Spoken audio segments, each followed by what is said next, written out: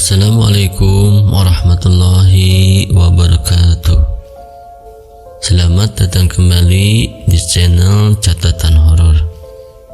Dan untuk cerita kita kali ini melanjutkan cerita kita di hari kemarin dengan judul Permainan Sang Iblis bagian 2. Untuk sahabat yang ingin membaca ceritanya langsung, nanti kita akan sematkan link kreatornya di kolom deskripsi. Sebelum kita masuk ke ceritanya, jangan lupa untuk tekan tombol subscribe dan tombol lonceng agar sahabat tidak ketinggalan cerita berikutnya. Dan bagaimana untuk cerita kita kali ini? Langsung saja kita masuk ke ceritanya.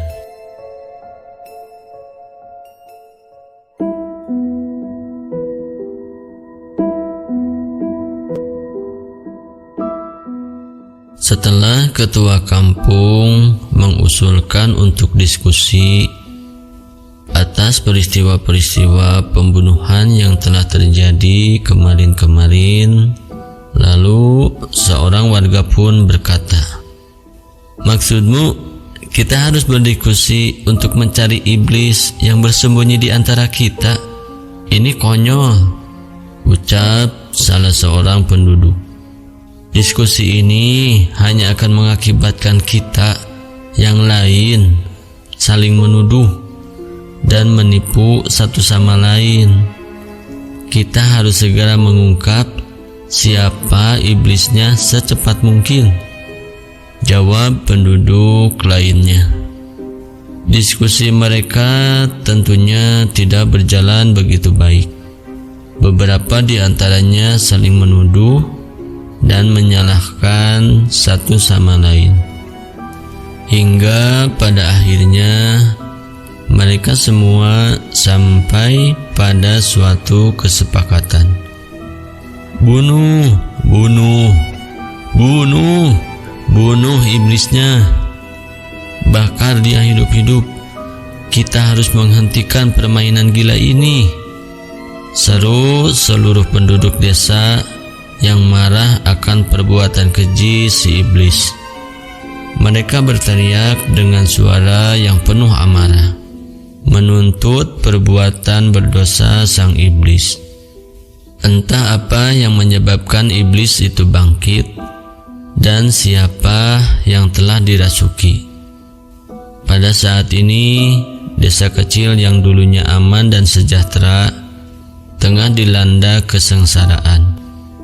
Tergantung dari perbuatan mereka, apakah mereka akan membawa cahaya harapan ataukah malah menambah kehancuran, tidak ada yang tahu.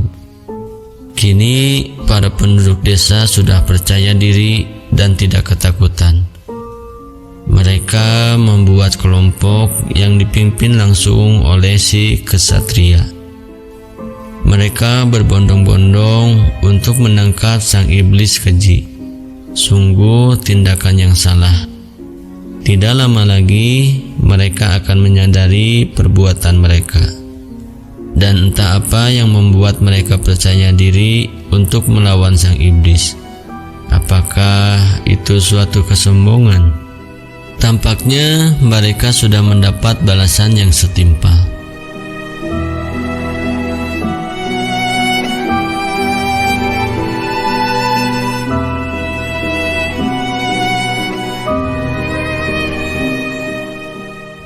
Di keesokan harinya, kelompok tersebut ditemukan terbunuh.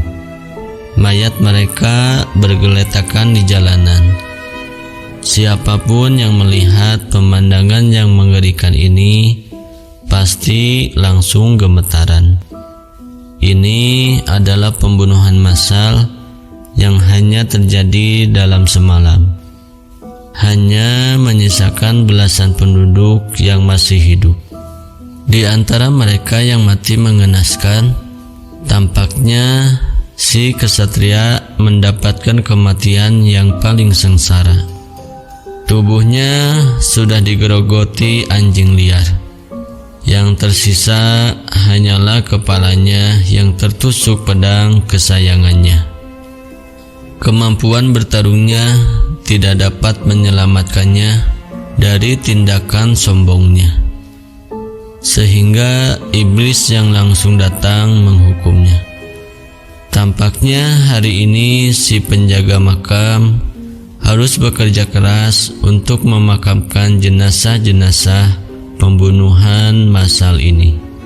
Sekarang hanya tersisa beberapa penduduk. Tak lama lagi mereka akan menghadapi kematian. Ada yang marah, ketakutan, atau bahkan tak peduli sama sekali.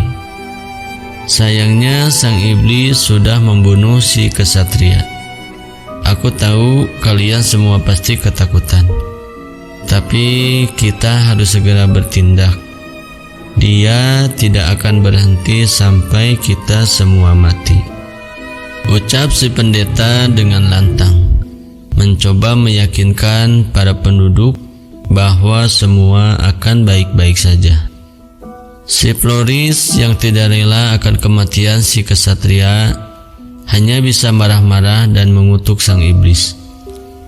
Si penari sudah tidak kuat dengan penderitaan ini dan berkata, "Jika permainan ini terus berlanjut, kita semua bisa mati." Ucapan si penari memang benar. Meski berisiko tinggi, akan kuusahakan untuk menangkap iblisnya malam ini, jawab si pendeta menenangkan penduduk lainnya. Sial, aku pasti akan membalas perbuatan iblis itu, tambah si penyair yang ketakutan. Meski gemetaran, ia tetap bertekad untuk menangkap si iblis.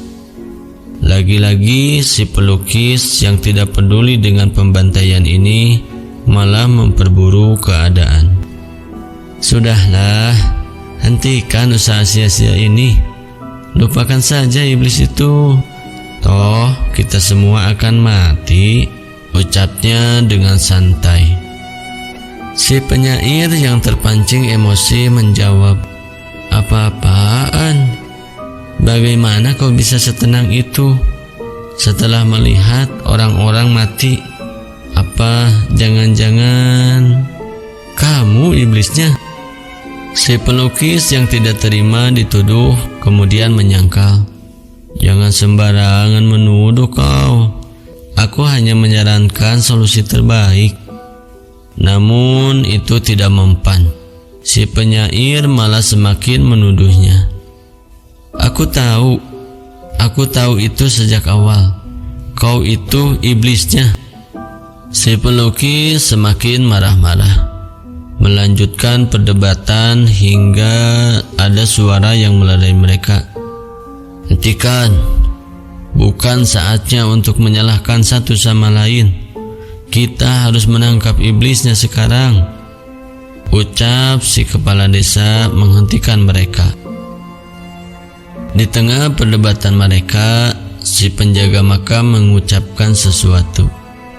"Hei, saat memakamkan si kesatria, aku menemukan sesuatu yang aneh." Ucapannya membuat semua orang menatapnya dengan penasaran. "Aku menemukan kalung si Floris di tangan kesatria." Bukannya menuduh, tapi bukankah ini aneh? Lanjutnya. Orang-orang yang mengerti maksud si penjaga makam langsung menoleh dan menatap ke arah Floris dengan curiga. Dengan mata yang bergetar ketakutan, si Floris pun berusaha menjelaskan dengan terbata-bata. Tunggu, aku bukan iblisnya. Sebenarnya si kesatria adalah kekasihku, dan aku memberikan kalungku sebagai jimat pelindung. Sungguh, percayalah."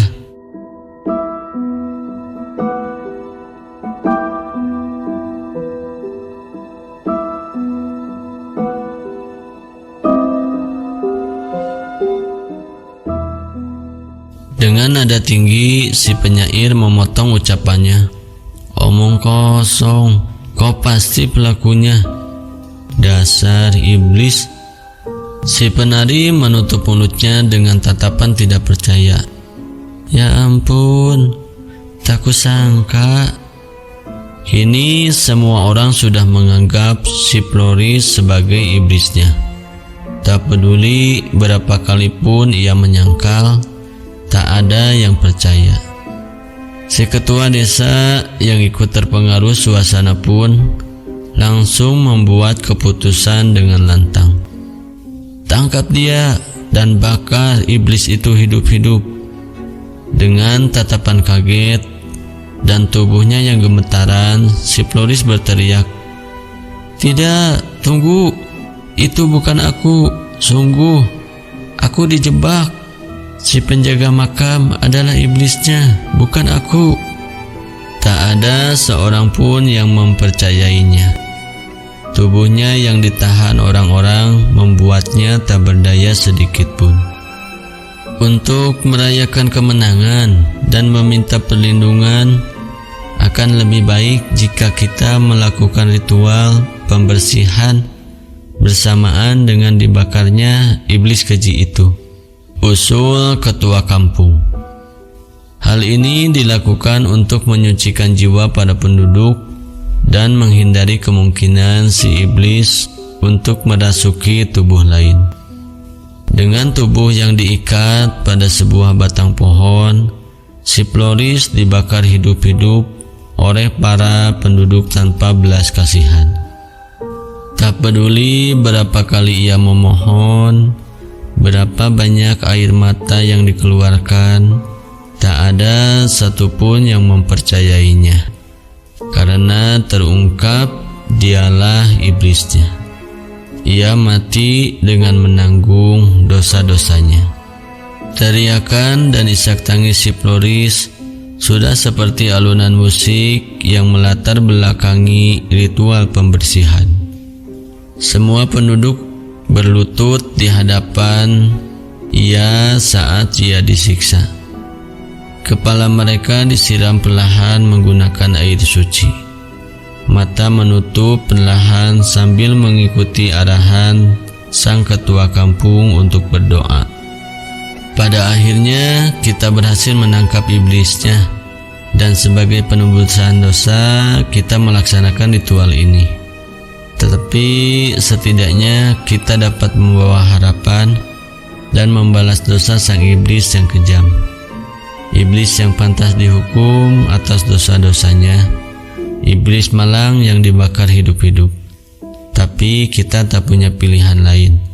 Kita harus menghentikan permainan gila ini, ungkap sang kepala desa yang memulai ceramah suci di tengah-tengah ritual. Para penduduk yang telah menyucikan jiwa mereka dengan air suci menutup mata perlahan-lahan. Masih dalam keadaan berlutut, mereka mengangkat kedua lengan tanpa mempedulikan teriakan minta tolong si Floris yang memekakkan telinga. Mereka seolah-olah menjadi tuli. Dengan tangan gemetaran, para penduduk berdoa meminta perlindungan. Malam itu menjadi malam dengan pemandangan yang agak mengerikan. Para penduduk yang berlutut sambil berdoa sambil menyaksikan iblis yang dibakar hidup-hidup. Tak ada seorang pun yang bisa melupakan kejadian saat itu. Seolah doa mereka terjawab. Permainan ini akhirnya selesai dan desa kembali tenang. Setelah ritual pembersihan dan penghukuman sang iblis, para penduduk dapat tidur dengan nyenyak tanpa dilanda rasa takut. Hanya ada bulan sabit yang terang di langit yang menjadi saksi bisu akan peristiwa malam ini. Malam ini menjadi malam yang tenang dan sunyi. Sang iblis terkutuk akhirnya mati dalam keadaan yang mengenaskan, membayar perbuatannya. Tapi ternyata ketenangan mereka hanya sementara.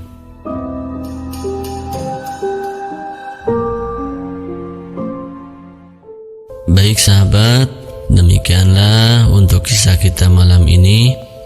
Sebuah kisah dengan judul Permainan Sang Iblis bagian kedua. Nantikan juga bagian ketiganya insyaallah di besok hari. Terima kasih sudah mendengarkan channel Catatan Horor. Jangan lupa nyalakan loncengnya agar tidak ketinggalan lanjutan ceritanya. Wassalamualaikum warahmatullahi wabarakatuh.